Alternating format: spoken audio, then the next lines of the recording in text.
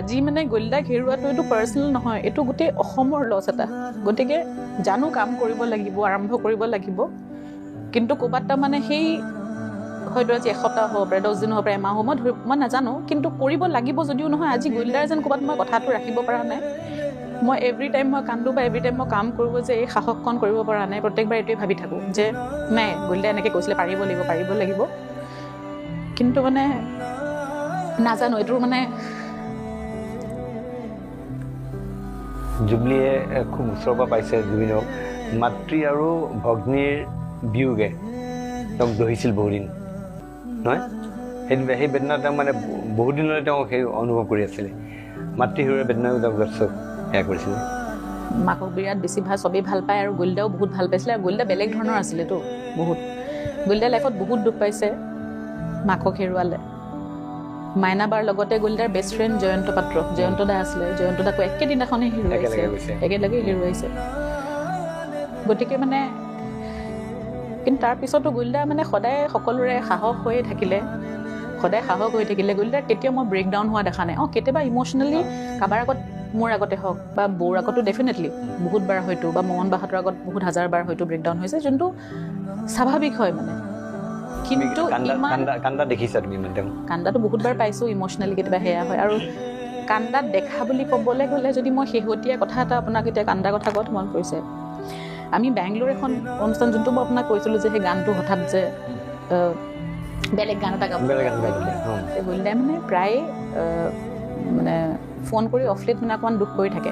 আমাৰ ঘৰত বহুত, মোৰ দেউতা, মোৰ বা সুস্থ হৈ আছে বহুত দিনৰ পৰা, মই তেওঁলোকৰ লাগি থাকিবলগীয়া হৈছে। মোৰো পষ্ট ক'ভিড, মোৰ বহুত দিন, মই 2 বছৰমান ষ্টেৰইডছত থাকিবলগীয়া হ'ল।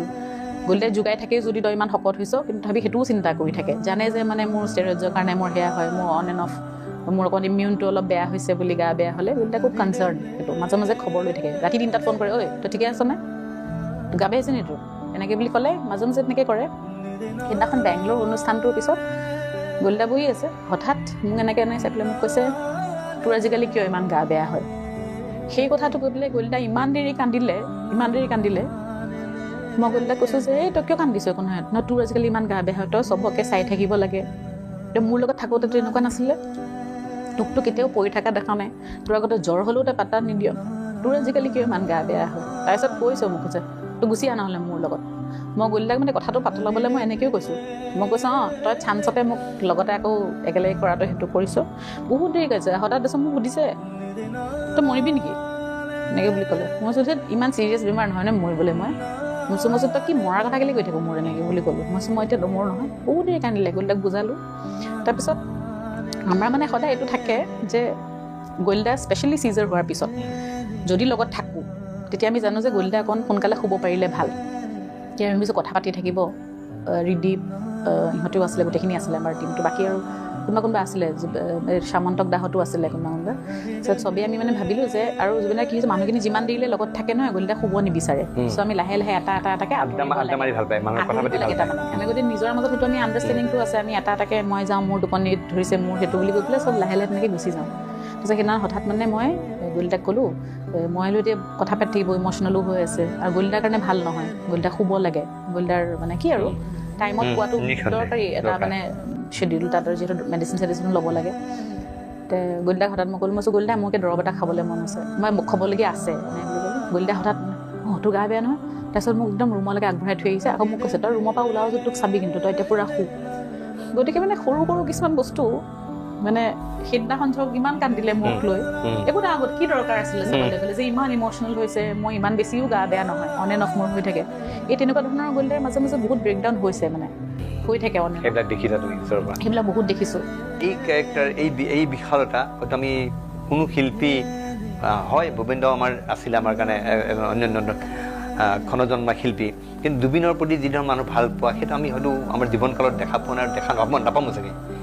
কি অনুভৱ হৈছে জুবিন গাৰ্গে প্ৰকৃততে ন্যায় পাবনে, কি ভাবিছা?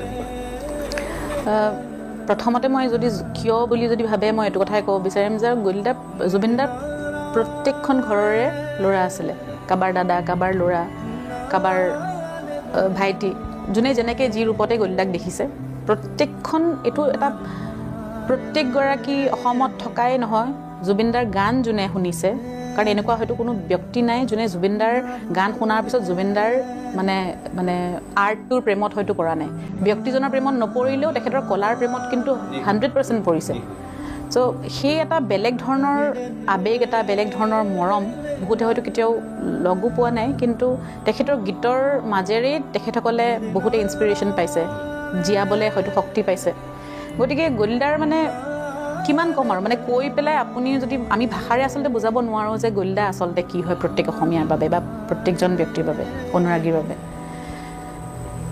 এতিয়া আপুনি জাষ্টিছৰ কথা কৈছে আমি এটা বস্তুৱেই সেইটো কাৰণে মই ভালেই পালোঁ আপুনি কথাটো ক'লে যেতিয়া এটা কথা ক'ব বিচাৰিছোঁ যে আমি প্ৰকৃততে সেইদিনাখন তাতে কি হৈছিলে আজি গৰিমা বৈ হওক পমিবাই হওক পৰিয়ালৰ প্ৰত্যেকগৰাকী মই হওঁ বা প্ৰত্যেকগৰাকী অকল আমি এইটো জানিবই বিচাৰিছোঁ যে সেইদিনাখন প্ৰকৃততে কি হৈছিলে আমি সেইটোৰ বাহিৰে বেলেগ বহুত কথা ওলাইছে সঁচাই মিছাই বহুত কথা ওলাইছে ডাইভাৰ্ট হ'বলৈ চেষ্টা কৰিছে কিন্তু মানে মেইন কথাটো যে সেইদিনাখন প্ৰকৃততে কি হৈছিলে আমি সেইটো বস্তুৱেই জানিব বিচাৰিছোঁ বাৰে বাৰে সেইটো জানিব বিচাৰিছোঁ আৰু এটা বস্তু চবতকৈ দুখ লগা কথা এটা যে জুবিন দাই পলিটিক্স বেয়া পাইছিলে আমি সকলোৱে জানো কিন্তু মই আগতেও কৈছোঁ যে বহুত ব্যক্তি এনেকুৱা আছে যে জুবিন দাই জীৱিত কালত ভাল কি কৰিছিলে সেইটোক আঁতৰাই সদায় বেয়াবিলাক খুচৰিব গৈছিলে আৰু এতিয়া যোৱাৰ পিছত টনা অজোৰা কৰি আছে তাৰমানে গতিকে আমি গতিকে প্ৰত্যেকগৰাকীয়ে নিজৰ মানে সুবিধাৰ কাৰণে হওক স্বাৰ্থৰ কাৰণে হওক চবেই জুবিন দাক এতিয়া পলিটিকেলি ইউজ কৰিছে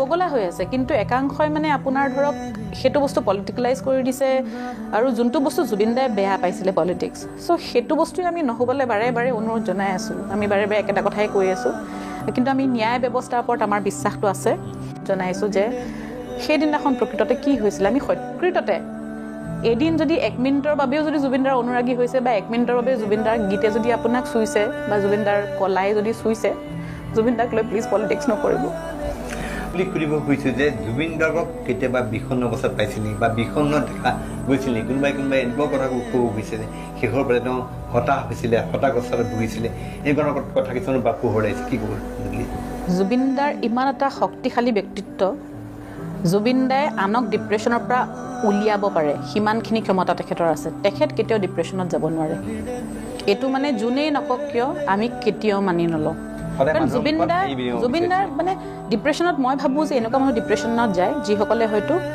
মানে কথা ক'ব নোৱাৰে খুলি হয়তো মানে মনত কাৰোবাৰ পৰা খং আছে বা ক্ষোভ আছে খুলি পেলাই হয়তো ক'ব নোৱাৰে জুবিনদাই একদম মানে জুবিনদাৰ পেটত এটা মুখত এটা নহয় জুবিনদাই যি ভাবিলে সেইটো ক'বই সি লাগিলে যোনেই নহওক সেই মানুহজন লাগিলে যোনেই নহওক জুবিনদা তেনেকুৱা এজন মানুহ যে জুবিনদাৰ মানে একো মুখা নিপিন্ধিছিলে